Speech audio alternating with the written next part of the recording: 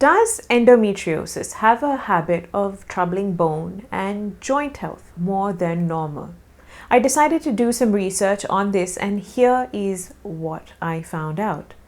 Please remember, I'm not a medical professional. I'm a patient who likes to research, discuss these things with my doctors, and share them with you all.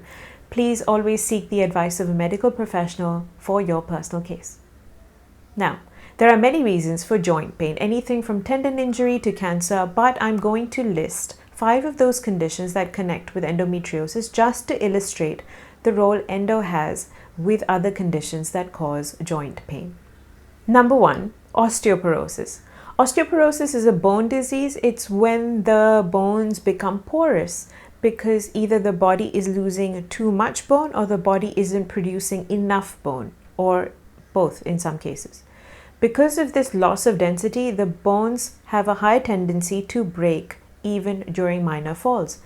So let's bring endometriosis into the picture. Endometriosis is when the lining of the uterus is found to be growing outside the uterus. This problem is further propagated by high estrogen in women with endometriosis. To help reduce endometriosis or control its growth, women are often put on a treatment plan that reduces estrogen. Lower estrogen has been linked to weaker bones. Estrogen is also naturally lowered when women go through menopause. Studies also show that women are more likely than men to develop osteoporosis. So can endometriosis make osteoporosis worse? Yes, it can. This is why it's important for every woman, especially if you have endometriosis, adenomyosis, or PCOS, to get a DEXA scan done. This is a bone density scan that helps indicate bone health in various areas of the body. It's a precise scan that will clearly indicate problem areas. So your hip may have osteoporosis, but your arm could be normal. This helps the doctor help the patient come up with a bone health plan, whether it's through supplements, medication, a change in diet, or exercise.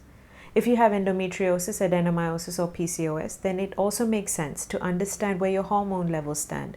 Lower estrogen then may need to be improved. So do speak to your doctor about this. Number 2, rheumatoid arthritis, RA. Rheumatoid arthritis is an autoimmune chronic inflammatory disorder. RA affects the lining of the joints, causing painful swelling, bone erosion, and joint deformity.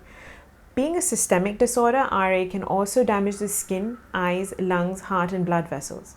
So there was a study that pointed out that women with endometriosis had a higher chance of getting rheumatoid arthritis.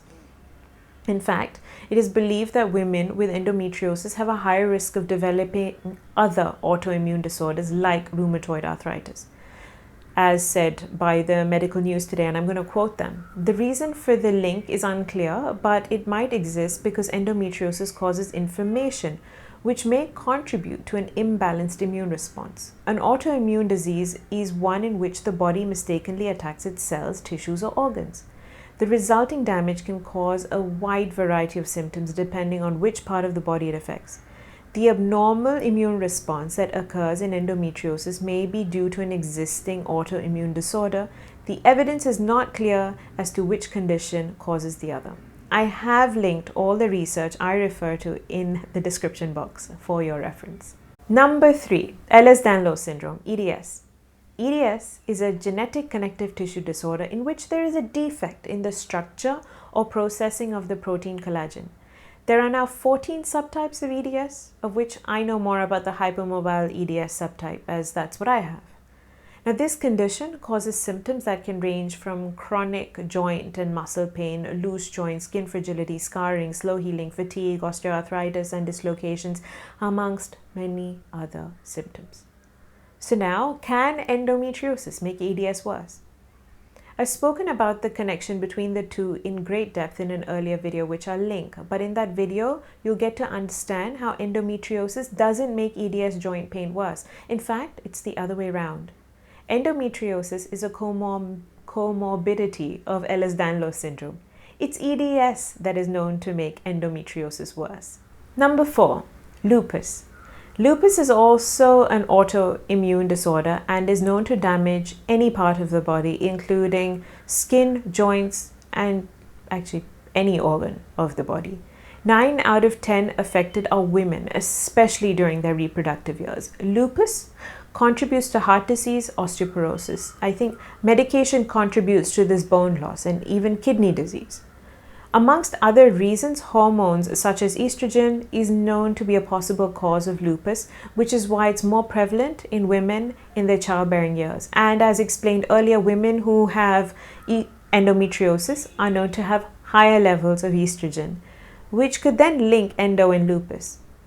In a 2010 study, it was mentioned, and I quote, "Conclusion, there could have been recall bias and participants may have confused premenstrual symptoms with flares. However, there seems to be menstrual cycle flares in SLE, RA, and FM. In fact, after reading more about lupus, I've come to understand how those with endometriosis are at a higher risk of suffering from this autoimmune disorder, therefore suffering from higher levels of joint pain along with skin and organ issues." Again, you can find links to this study in the description box. And the last one, number 5, fibromyalgia. This is a word I've heard physiotherapists use quite often, musculoskeletal pain. It's also the term used to explain part of what fibromyalgia is about. Mayo Clinic says, and I quote, "Fibromyalgia is a disorder characterized by widespread musculoskeletal pain accompanied by fatigue, sleep, memory, and mood issues. Researchers believe that fibromyalgia amplifies pain sensations by affecting the way your brain processes pain signals. Interestingly, a lot of medical conditions that are autoimmune disorders do tend to be connected with endometriosis, and fibromyalgia is no different." In 2002, the National Institute of Health stated, and again I quote, "The researchers also found that women with endometriosis are more likely to have chronic fatigue syndrome and to suffer from fibromyalgia syndrome, a disease involving pain in the muscles, tendons, and ligaments."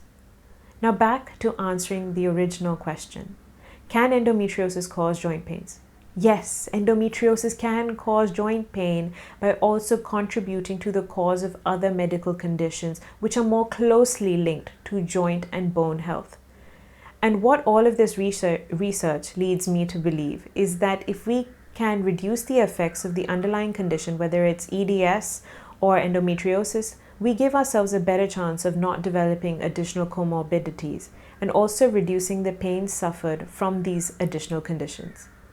In my own experience, I found that treating one condition doesn't always eliminate the other because the additional medical condition gains a life of its own. But yes, if treating the underlying issue reduces the possibility of developing something else or reduces the symptoms of this other condition, then it's a huge incentive. It's good to work on what you can. Now, the next question is, how can joint pain be improved if you have endometriosis and or EDS? So, as I just mentioned, it's best to treat the underlying condition that adds to joint pain and bone health troubles. I personally do this by treating my endometriosis and Ehlers-Danlos syndrome through medication, endometriosis excision surgery, diet. I made 6 changes to this, and I have done a video on this too, which I'll link. Then there is exercise, there is taping, and pain management, which again, I've done a video on, and I'll link that too. In fact, I've done a video on taping also. So there's a lot of resource there that you can go through and speak to your doctor about before making any changes. Because again, I'm not a medical professional. I'm just letting you know what I do. It is also important that all these pointers are done keeping the additional conditions in mind. For example, if you have osteoporosis, then your medication needs to help maintain estrogen rather than letting it drop to levels which reduces bone density. It's all quite complex and can be quite challenging when you're trying to maintain balance between more than one of these conditions. When it all gets quite confusing and overwhelming for me, I write what I can and cannot do for each medical condition, and I then see which common denominators run through each condition, and I stick to doing that. But it's tough and it requires practice, yet it's worth it because it helps improve quality of life, and that's really what we all want. So please don't forget to speak to your doctor. If you have a perspective on dealing with bone joint health, then please do share your experiences, thoughts in the comment section below. And if you found this video helpful, please do share, like, and subscribe to this channel. Thank you so much for watching and sticking around. Thank you. Bye-bye.